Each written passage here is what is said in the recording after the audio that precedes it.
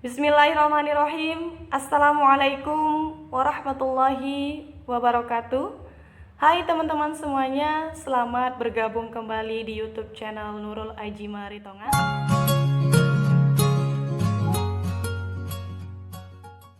Nah, video kali ini kita masih bahas seputar penelitian. Tapi di video kali ini saya akan bahas tentang judul yang mutakhir pada masa pandemi seperti ini. Mudah-mudahan ini bisa dijadikan sebagai referensi kepada teman-teman.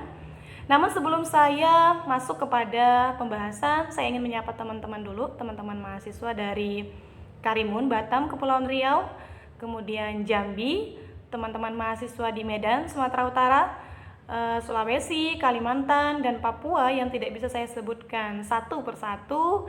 Welcome to my YouTube channel. Semoga ini membantu teman-teman dalam menyusun penelitian dalam bentuk skripsi maupun tesis. Nah, video ini saya sengaja buat untuk mahasiswa jurusan Manajemen Pendidikan Islam. Kenapa? Karena ada beberapa teman yang bertanya kepada saya, Kak, gimana sih caranya menentukan masalah sehingga bisa dijadikan sebagai judul penelitian? Saya yakin teman-teman saat ini sedang duduk di semester 7, pasti sudah mulai menyusun atau mulai memikirkan kira-kira objek apa yang akan dijadikan sebagai kajian penelitian dalam skripsi teman-teman semuanya. Nah, jadi buat teman-teman yang jurusan Manajemen Pendidikan Islam, saya pikir video ini sangat cocok buat teman-teman semuanya. Baiklah teman-teman, kita masuk kepada pembahasan ya. Apa saja yang bisa dijadikan objek penelitian untuk anak-anak atau untuk mahasiswa yang sedang duduk di bangku atau yang sedang belajar menempuh pendidikan di jurusan Manajemen Pendidikan Islam.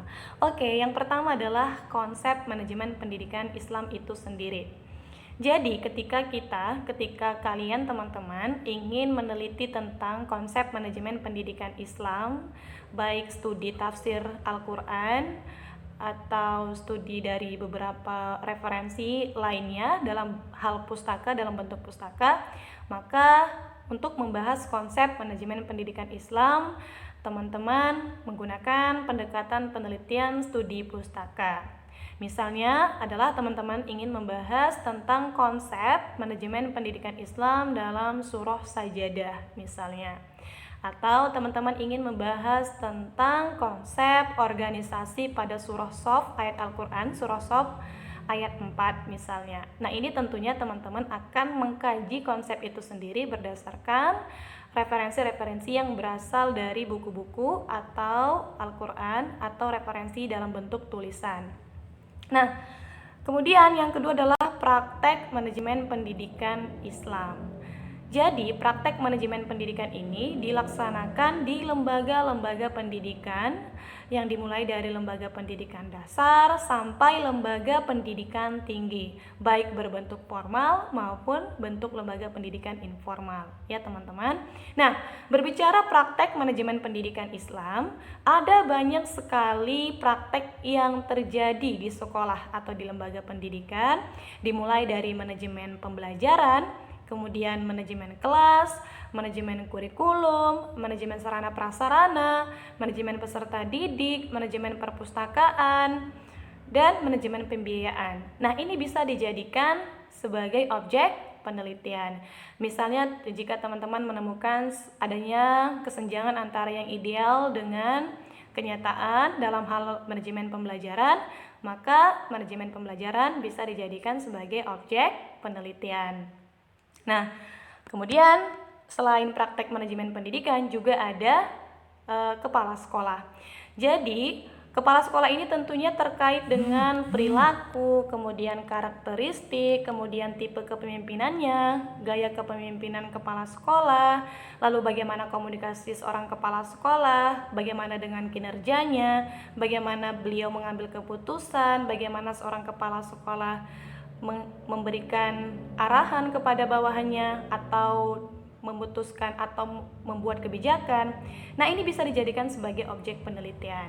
Ya, teman-teman. Hal ini tentunya bisa dikaji melalui pendekatan kuantitatif maupun kualitatif. Nah, untuk pembahasan kuantitatif dan kualitatif, silakan ditonton video saya sebelumnya. Telah saya jelaskan apa itu kuantitatif dan kualitatif. Kemudian tidak hanya itu, juga objek penelitian terkait manajemen pendidikan Islam juga guru ya. Jadi guru juga sama dengan kepala sekolah tadi terkait dengan perilaku, karakteristik, kemudian kecerdasan, keterampilan ya. Guru bisa dijadikan sebagai objek penelitian. Yang mau kita teliti itu terkait dengan perilakunya, kemudian prestasi kerjanya, kemudian kompetensinya, kemudian bagaimana seorang guru melakukan dalam memanage atau mengelola pembelajaran ya teman-teman. Seperti itu, misalnya faktor-faktor yang mempengaruhi kinerja guru, atau implementasi manajemen pembelajaran oleh guru, atau bisa juga kita teliti tentang kompetensi guru, hubungan kompetensi guru dengan prestasi kerja. Nah, itu juga bisa dijadikan sebagai objek penelitian. Kemudian yang kelima maksud saya adalah siswa. Selain kepala sekolah, guru, siswa juga merupakan salah satu objek yang bisa dijadikan penelitian ya. Berbicara tentang siswa, maka kita berbicara tentang prestasi, kemudian hasil belajar, kemudian semangat belajar, prestasi belajar tadi sudah, keterampilan, kemudian bagaimana disiplin siswa, minat dan bakatnya, intelijensinya, itu bisa dijadikan sebagai objek penelitian. Misalnya adalah kita mau meneliti tentang apa saja faktor-faktor yang mempengaruhi prestasi belajar. Nah, kemudian selain itu kita juga bisa meneliti tentang pelayanan pendidikan. Sekolah itu tentu memiliki pelayanan ya, apakah pelayanan pendidikan itu baik atau sesuai dengan harapan masyarakat, ataukah pelayanan pendidikannya masih perlu pembenahan. Nah, terkait pelayanan pendidikan ini ada hubungannya dengan stakeholder atau eksternal ya, stakeholder untuk eksternalnya yaitu orang tua, kemudian dan masyarakat secara luas. Kemudian tidak hanya itu, kita juga bisa meneliti tentang lembaga pendidikan terkait dengan produktivitas sekolah, efektivitas sekolah, dan efisiensi sekolah. Oke. Baik, itulah dia objek penelitian pada jurusan manajemen pendidikan Islam. Nah, ini ada saya berikan beberapa referensi ya teman-teman yang bisa dijadikan sebagai judul penelitian. Nah, pandemi ini kan sesuatu yang baru ya, maksudnya itu masih hangat diperbincangkan. Jadi pada saat masa pandemi itu mulai terjadi pada pada pertengahan Maret kemarin, itu ada banyak sekali sistem dalam pendidikan yang tidak berjalan sesuai normalnya, atau bisa dikatakan ada beberapa aspek atau beberapa hal-hal atau aktivitas di sekolah itu harus diubah atau dialihkan dari normal menjadi sesuatu yang baru. Misalnya, proses pembelajaran pada bulan Maret sekolah mulai memberlakukan pembelajaran daring. Itu kan sesuatu yang baru dan mutakhir. Meskipun pada sebelum Covid ini ada pembelajaran daring, tapi pembelajaran daring itu dilakukan beberapa mata pelajaran atau beberapa lembaga pendidikan saja, tidak secara keseluruhan. Namun pada saat masa pandemi, semua sekolah menerapkan pembelajaran daring atau virtual. Nah, ini sesuatu yang baru ya. Kenapa? Pada normalnya guru mengajar di kelas dan siswa ada di kelas. Sistem pembelajarannya tetap muka. Ini normalnya terjadi. Tahun-tahun sebelumnya itu terjadi seperti itu. Namun pada saat masa pandemi ada peralihan sistem dari tatap muka menjadi daring, di mana guru melakukan pembelajaran melalui internet atau jaringan. Nah, karena itu tentunya penelitian ini masih mutakhir dan masih jarang dilakukan oleh peneliti-peneliti dibandingkan dengan penelitian-penelitian sebelumnya ya. Nah, ini ada beberapa referensi yang bisa saya sajikan kepada teman-teman ya. Misalnya, pada saat normal itu pembelajaran dilakukan tatap muka. Namun pada saat daring tentu ada banyak hal yang berubah dari normalnya. Maka oleh sebab itu manajemen pembelajaran daring ini perlu untuk diteliti. Ya. Jadi kita bisa ambil judul manajemen pembelajaran daring oleh guru di masa pandemi. Kita tahu di masa pandemi guru menggunakan jaringan dalam proses pembelajaran. Bagaimana guru mengelola pembelajaran daring tadi, itu yang mau kita teliti. Apakah guru menemukan kesulitan dalam pembelajaran ataukah efektifkah cara guru melalui pembelajaran daring tadi? Bagaimana cara guru supaya pembelajarannya tetap efektif dan meningkatkan motivasi belajar siswa? Nah, yang kedua adalah manajemen pemasaran pendidikan di sekolah pada masa pandemi COVID-19.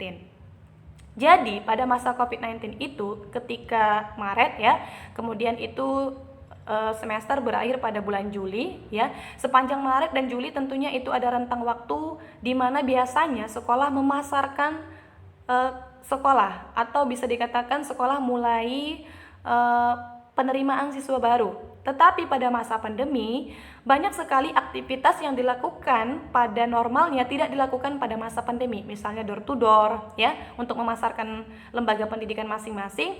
Ternyata setelah pandemi tidak bisa lagi dengan door to door. Jadi sekolah itu mengalami perubahan dalam sistem pemasaran. Tentu ini sangat menarik untuk diteliti. Dan lebih menariknya lagi adalah pada masa pandemi banyak TK-TK yang tidak memiliki siswa atau sedikit siswanya dari normalnya. Karena apa? Karena saat itu orang tua berpikir jika pembelajarannya daring buat apa? Nah, sehingga pada saat pandemi ini banyak sekali siswa yang tidak mendaftar di TK. Nah, ini perlu dikaji tentang bagaimana sekolah melakukan manajemen pemasaran pendidikan meskipun dalam kondisi pandemi COVID-19. Kemudian yang keempat adalah pengaruh pembelajaran daring terhadap efektivitas pembelajaran di masa pandemi. Apakah ada pengaruhnya pembelajaran daring yang dilakukan guru terhadap efektivitas pembelajaran di kelas? Kemudian yang keempat adalah pengaruh media pembelajaran virtual dengan prestasi belajar siswa di masa pandemi. Apakah dengan memanfaatkan media pembelajaran online dengan menggunakan aplikasi dapat meningkatkan prestasi belajar siswa? Nah, untuk judul 1 dan 2 itu adalah pendekatan penelitian kualitatif, sedangkan judul 3 dan 4 adalah pendekatan penelitian kuantitatif. Baiklah teman-teman, itu saja pembahasan tentang referensi judul yang bisa teman-teman kaji atau yang bisa dijadikan sebagai bahan penelitian. Semoga bermanfaat. Terima kasih sudah menonton. Saya akhiri. Wabillahi taufiq wal hidayah. Wassalamualaikum warahmatullahi wabarakatuh.